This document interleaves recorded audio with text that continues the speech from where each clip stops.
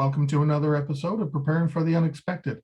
I'm your host, Alex Fullick, and as always, we like to talk about things related to crisis management, resilience, business continuity, COVID, well-being, anything that can help you, your organization, or your community prepare for, respond to, and overcome adverse situations. If you'd like to be a guest on the show, please feel free. You can find me on LinkedIn. I'm the only Alex Fullick there, so I'm really easy to find, and I do respond to everything I get. Alternatively, you can find me at alexfullick.com. Longtime viewers, you'll know that for a while I was talking about doing some live broadcasts and speaking at the recent Continuity Insights conference in Louisville, Kentucky. And along with my colleague, James Green, we did some live broadcasts from our little booth there. In the booth beside us was today's guests. Unfortunately, we ran out of time to be able to speak with him, but I'm glad he's come back to join us today to talk about the challenges for new resilience and business continuity professionals. I'd like to welcome to the show, Phil Lambert. Phil, welcome. Thanks, Alex. I appreciate it. And I feel honored to be part of your show and being able to talk to all of our peers. Well, it's great to have you here. And again, apologies, we ran out of time at Continuity Insights. No problem. Even though you there was a lot going on, getting together again for the first time in a couple of years. So there was a lot of things going on, and that was a lot of fun, by the way. It was nice to actually be at a conference. Though I've told the story many times, I had a bit of an anxiety attack at the airport. Being that close to so many people all of a sudden, was a little nerve-wracking, but got through it, and going home I had no issues. So but it was great to chat. It was great to have some conversations with you when we weren't recording. Which is why I wanted to invite you to come on the show. Now, I know you and I have talked a few times, and I know a little bit about yourself. Could you take a minute or two and tell us a little bit about you? Well, I've been around a long time. I started out as a help desk manager, helping people. And then we had the fax broadcast, tells you how far back this goes, right? Mortgage rate sheets out there, and the thing didn't operate as planned every day. So I said, hey, what's my backup plan? What I'm going to do if this thing doesn't work? Because if the brokers don't have our rates on their fax machine, they'll just use another broker. So, we can lose millions, especially toward the end of the month. And that started my career. And then the Y2K came around, and they asked me to take care of that. And, business continuity was birthed pretty much through the term business continuity was birthed pretty much through disaster recovery was before, business continuity Y2K, and been doing this ever since. I went to a 2-week school, the introduction to business continuity from DRI. It was 2 weeks long. And when I came home, I looked at my wife and I said, hey, I finally found out what I want to do when I grow up. And that was 25 years ago, right? So, and loving it, and have a lot of passion for what we do. I've worked for 2 Fortune 500 companies. When my kids graduated from college, I went and formed a company called the Center for Continuity Leadership that formed into Ripcord Solutions. And my son runs Ripcord Solutions now, and they basically make trainings for employees and teams. This is the kind of training that a practitioner would use as a tool to establish buy-in, ownership, and participation within their organization, and that's Ripcord Solutions. 2 years ago, I formed Lambert Learning Institute, going back to my first love, which is focused on the practitioners themselves and really helping them to have the understanding, the tools, and the strategies to do a job well. As a matter of fact, I believe I've transitioned business continuity from a steward of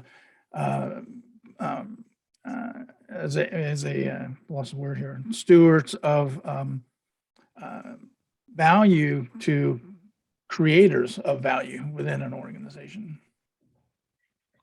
Well, I'm glad to have you here. And I do remember Y2K when BC was introduced. That was about the time I started. And I do remember taking that 2-week-long DRI course. I think I was in Princeton for their course that time. But welcome to the show. And Thank you. let's talk about, because you were talking about the practitioners, and we're going to Right. talk about the challenges for new business continuity and resilience professionals. So let's just ask the first obvious question. What are some of the current challenges that are faced by new people and new professionals? I think that's a powerful question, actually, Alex. One of the most powerful that I continue to ask all the time. Because I remember when I first started, I knew what to do, but I didn't know how to go about doing it. And so I trial by error, just try this and it didn't work, try that, and so we just kept on trying until today, there's a lot better education and so forth. But throughout my entire history within this organization, one thing that I have noticed is that there's a high turnover of beginner level planners. Partly, there's a couple of reasons for that. Partly because they were enlisted. They didn't enroll. They enlisted. They were enlisted by their managers or whatever. Hey, you're our new business continuity planner, and they already had a full-time job, and now they have all this to do, right? But that's kind of what happened to many of us. Oh yeah, absolutely, and it still I fell happens into it today. by accident. Yeah, and yeah, that's true. Some people enjoy it. I mean, I've worked with close to 100 students over the last year and a half. Brand new business continuity. Well, 70 to 80% of them were brand new to business continuity. The other 30 or 40% have some experience, all the way up to 8-10 years worth of experience, and still took the training that we're offering right now. I think one of the reasons why that our industry now is even a higher level of not being able to fulfill jobs is because we haven't helped those people who have started 5 or 8 years ago to stay on board, to give them the right tools, the right education, and the help that they need in order to be successful. Because as you know, it's incredibly hard. And it's especially hard when you're not appreciated, when people aren't grateful for what you're doing, and everybody is resisting because I've got other things to do, right? And how do you learn how to engage people into the process of business continuity? It takes a couple of years just to learn how to do that. And a lot of time that's based on your culture, which I'm kind of, and on the culture of the organization. If you change jobs, which I did, and this is how I realized it, I came from a very entrepreneurial, empowering work culture, all the way into they had bells for breaks, where everything was hierarchical planned for you in your day. It was, you work off a to-do list in a sense versus, hey, this is where we're going, let's go. And you make up your own plan on how to get there. So I kept seeing that, and I kept saying, and I developed what I call a rapid continuity program. And basically, I wanted to be able to have one practitioner because, 10 years ago, there was a whole lot more soloed practitioners. In other words, there was one person doing the work within even Fortune 1000 companies. And how in the world do you ever get, that done? So, so I wanted to find out what it took for one practitioner to do the work of 3 other practitioners. So we started thinking about that. I also had a senior leadership look at me and say, Phil, can we recover? Oh, is that the objective of what I'm doing? You want to actually recover rather than just have plans on the shelf kind of thing? So that was really good. And then the first disaster that I experienced, people didn't behave in the way that I thought they would, or the way that I was told that they would if I would just do this, this, this, and this. So I felt like I had failed this particular business unit because they did not respond well. IT responded well. We got there was 84 computers that was stolen from our call center, which is our front-facing customer deal, right? And so I think this high turnover, I think this lack of really senior people, more people are changing jobs now simply because there's just a high demand for business continuity after the pandemic and so forth. So I want to help this next generation have a better foundation to stand on, and that I am trying to eliminate this 3 to 5 years worth of experience just to get pretty good at what we do down to 1 year. And so that's what, and I think there's 3 reasons that I'm really looking to overcome within our industry. Number one, I think people should be properly equipped at the very beginning. Rather than just learning what needs to happen, I think we need to give them the tools on how to make that happen. Yeah. And there's a few different things. I think we as a industry love to debate the process. Everybody has their own ideas about how this process ought to do, what a good plan looks like, this, that, or whatever, you know.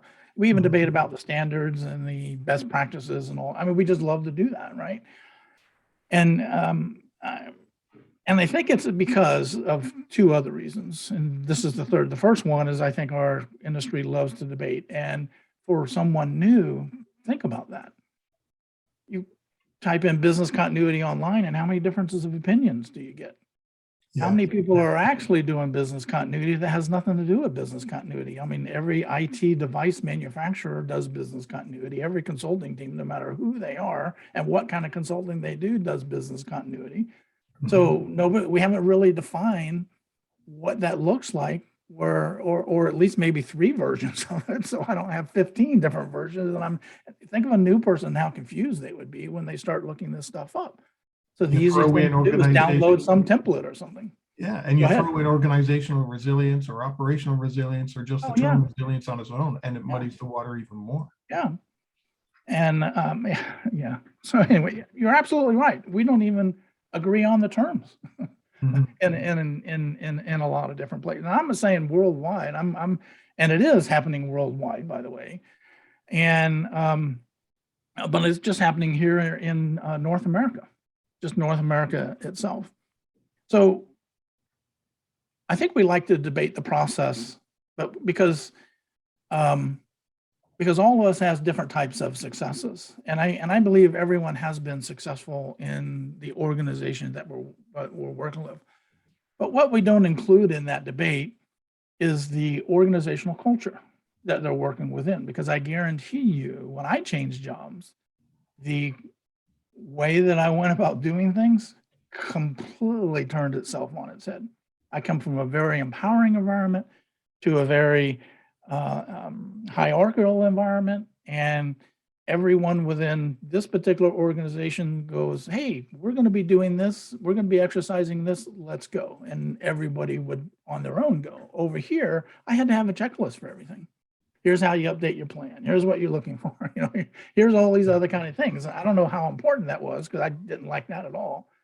And because of the organizational culture. So we're just now talking about the organizational culture of, I mean, and I find that most people don't really understand what it is. And just as a freebie on lambertlearning.com, there is a understanding organizational culture, 20, 30-minute kind of video and it tells you the basics about organizational culture and how it influences hugely how we would implement it. Doesn't change the process all that much. We still have to do the same deals, right?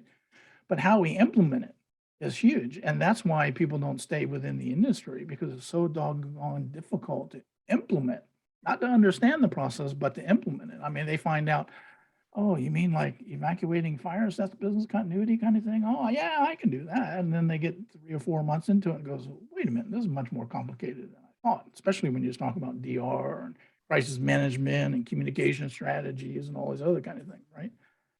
And then That the third, evacuation stuff you just mentioned will upset the emergency management people who are just listening, which makes a mess of, where business continuity and emergency management exactly. left off. If you have one of those offices. If you don't, Yes. guess who does it? The business continuity person, right? Has that too. Right? It has all these things. And the third thing is competencies, which I know Cheyenne from BC Management talks a lot about competencies and so forth, but what organization has put a comprehensive competencies run book, ebook, anything that tells us what competencies do I need to be successful at this job? Because if I knew that as a beginner, I says, okay, I need this competency. I concentrate on that. I mean, almost in hierarchical order. Okay, attention to detail is definitely one of them, right? Mhm. If you're a planner, But would you believe that a manager of a business continuity team has different competencies than an actual business continuity planner who goes out and works with the business units to generate the plans and exercise? Oh, absolutely. I mean, so these competencies change as you grow in your expertise or in business continuity, because there is business continuity, disaster recovery, crisis management, vendor continuity. And within crisis management, you got communications and all these other kind of things. And all that is incredibly hard to understand, especially a lot of times when companies want to silo these Mm-hmm. and they don't work well together. So in competencies, we hear about hard skills. We hear about, which is the process and all, what we've been taught from the beginning.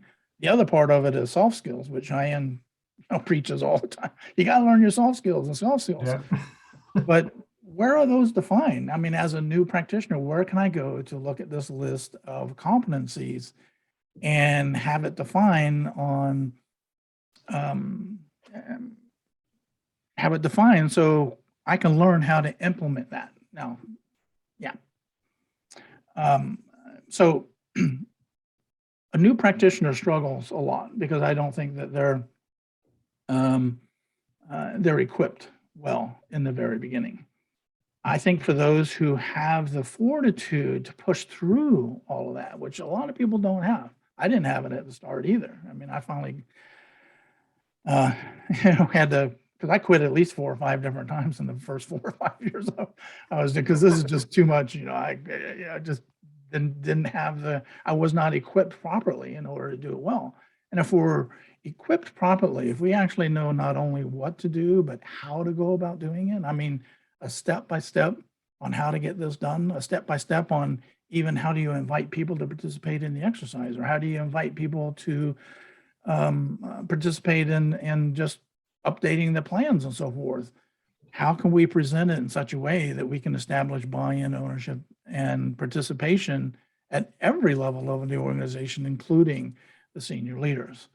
And so I believe that, again, back to my initial thing about value preservation, that's what we've been taught to do. And I think we need to transition over to being partners of value creation in the business continuity world. And that's what I'm trying to do with all of these new is giving them that foundation so they don't have to get all these bloody noses the first 3 or 4 years trying to make this happen. We had all of that. I know.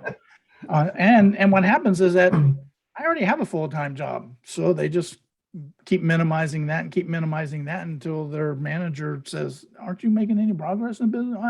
Okay, I'll do a little bit. And then they work for another week or 2 in that. And then they go back to their other job. And so it never really gets the attention that it deserves in any organization.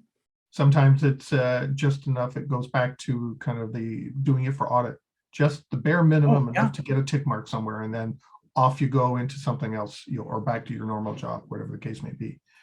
Well, that was the most significant driver of every business continuity program for a long time, because we were working in regulated industries and auditors are coming. And what are the senior? Oh, yeah, we got to pass audit. Don't care if we recover. I mean, again, when my CEO asked me, can we recover? That changed everything for me, because I thought we were in a regulated industry and okay, audit's coming, got to have the plans on the shelf and all that. And then when people didn't respond well, I go, well, I guess I have to have more than just plans on the shelf. I actually have to train somebody. Yeah. That kind of deal. So, well, that kind of leads to the next question, because you mentioned, some of us having, gone through all of this. You quit a few times.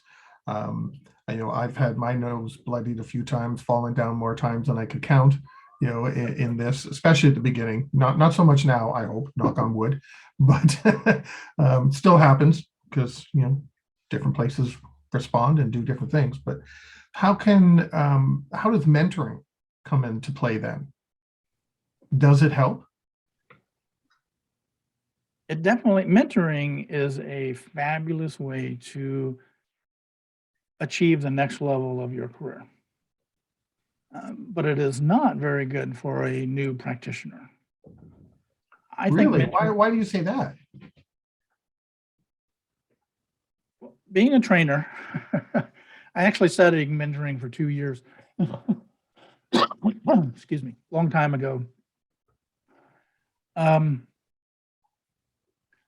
Because you're asking people who are seasoned to think about where they were back then. And if you're not a trained trainer, in other words, if you haven't been trained on how to design training for entry level type of people, it's really difficult to be able to equip them in the way that they should.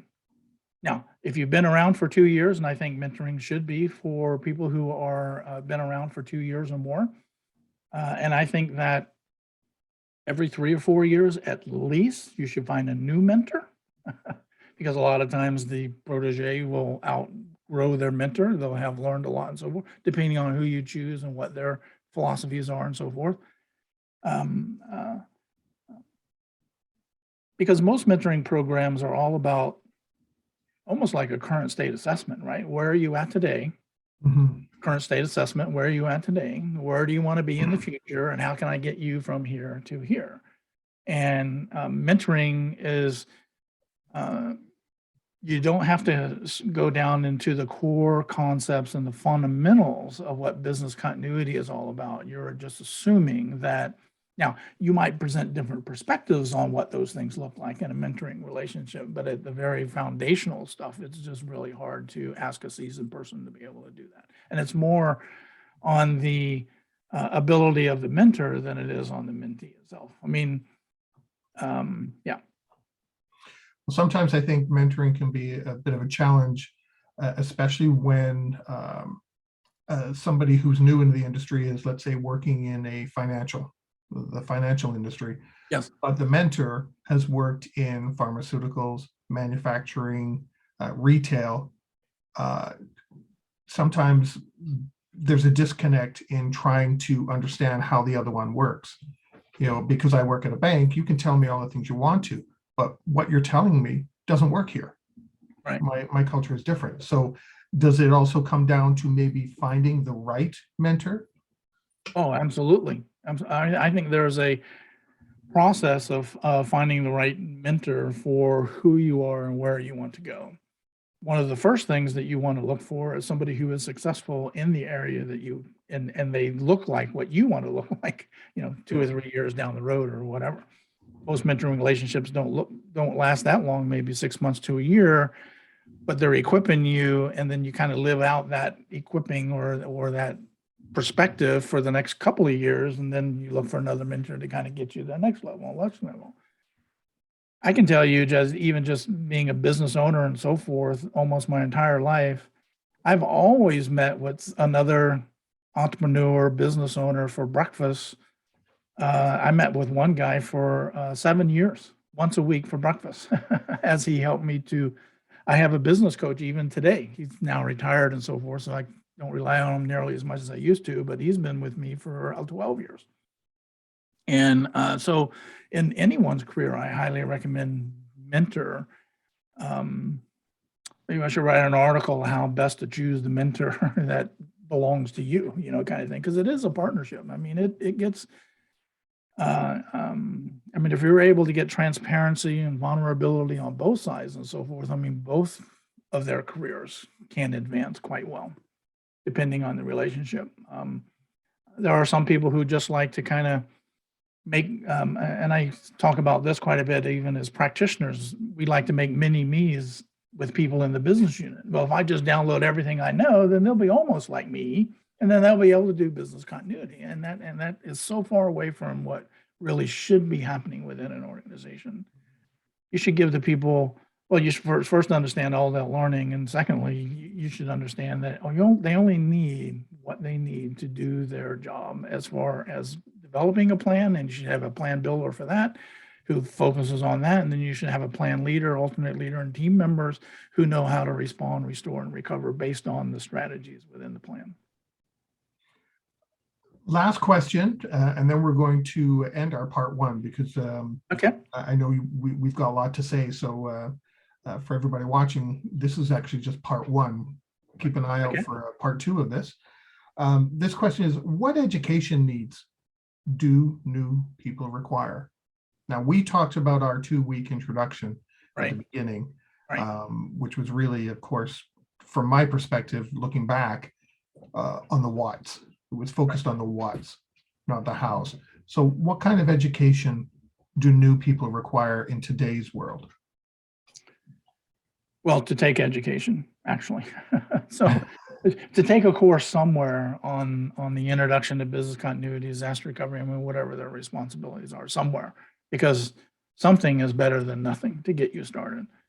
What should not happen is to go on your browser and type in business continuity for beginners or something like that, because you'll be inundated with 15 different ways of doing this thing, and you'll be more confused, an hour later than you were even before you typed it in the first time, right? Kind of deal. So, and I know it's hard. I think one of the best things to do is to find somebody in your area who's look on LinkedIn, look for somebody who's in your same city, and just have breakfast with them. Say, hey, what do you recommend, for me, right? I know that there's two mama jamas out there, and DRI, BCI. If we're allowed to, mention their names, they have beginner courses. They've been around forever. You have DRJ and Lambert Learning, who have partnered in the BC Primer course, which is everything you need for the first 1 year that you're doing your business continuity program. It provides not only the what, but the how to as well, and 72 actually downloadable files and templates and all these other kind of things. Mm-hmm. And then once you've been at it for 2 years, I'd quickly find a mentor after I have had some experience in working, because in mentoring is the mentee asking powerful questions of the mentor. Because I have found that the more questions that I ask as somebody who wants to succeed, the more someone can help me. Because if the mentor looks at who you are and starts suggesting on what you need to do, that's more advice than it is help. And the people don't need advice, they need answers to their questions. So if you're in a mentoring relationship, it's the mentee's job to really kind of figure out, okay, I had this conversation with my CEO, CIO, CTO, I mean, whoever it was. Here's what I said, here's how it went, and I really didn't achieve the outcomes that I really wanted. How can I maybe do that differently? Okay, that's a powerful question. And that's what a mentor will really be able to help you with, because hopefully that mentor that you've chosen that has 100 of these conversations, right? And that becomes part of your education. Oh, absolutely. If the mentee is seriously about learning, that's number one. The mentee has to be serious about learning what it takes, whatever it takes to get me to that next level. Yeah. And the more hungry you are in learning this stuff, the quicker you'll be able to reach that expertise level. Yeah. Consistently hungry over time, by the way. Yes. Yeah. Don't give up. Keep asking questions. Please, we need you badly. We need a lot. I mean, I'm looking 5 or 8 years from now. We're not going to slow down. Our industry has exploded in the last 6 months, and it was exploding even after, say the first year through the pandemic. But we had employee problems trying to find the right people even before the pandemic, and now it's even worse. And I mean, how many of your friends has changed jobs in the last 6 months, 8 months? Yeah. A lot of them. I see them all the time. Oh, wow. And why? Because there's better opportunities from what they describe an opportunity for themselves in this new place. And it's probably a pay raise and a promotion, more responsibility if that's what they want, and maybe even better working conditions. I mean, who knows? There'll be a lot of different things that would be involved in somebody making that decision. But we just need some awesomely great practitioners right now. And I want to make sure that I'm going to help a few people get there, 2, 3 years from now. And I always find it interesting. I see a lot of postings for junior positions in business continuity, but they're already asking for 5 years experience. Yes. Wow. Those 5, if you've got more than 5 years, you're being picked up by somebody else, who wants that experience. If you want a newbie, well, then you can't show up with this list of 20 qualifications for someone, with 1 to 2 years experience. They're just not going to have that. There is such a disconnect with what some organizations are asking for. Well, I'm not on LinkedIn a lot, but it's since January this year. Matter of fact, I think through my whole career, well, I don't know about whole career, LinkedIn wasn't even in, back then, but since January for sure, I've seen one posting for an entry-level practitioner. All the rest of them are, like you said, 5 years or more experience, 8 years management experience. I got a team, I need a manager. I've got international teams, which they do things differently in the UK than they do here for sure, or Singapore. They're going to be a lot different than here before. And even though you can probably put them in the same box, kind of, sort of, you have to understand the differences, but yet they all achieve the same end result. And and they have learned to respond to disasters much more so than us here in America. We've been pretty safeguarded from most disasters for a long time, other than environmental, but we're starting to get hit pretty hard. Yeah. On that note, years. Yeah. On that note, we've come to the end of our first segment, our part one. We're talking with Phil Lambert today on the topic of challenges for new resilience and business continuity professionals. Stay tuned for part two. And in the meantime, stay prepared, everybody. Thanks, Alex. Take care. If you liked that video, thumbs up. If you didn't like that video, thumbs down. But leave me a message and let me know your thoughts. Of course, don't forget to subscribe. And in the meantime, stay prepared, everybody.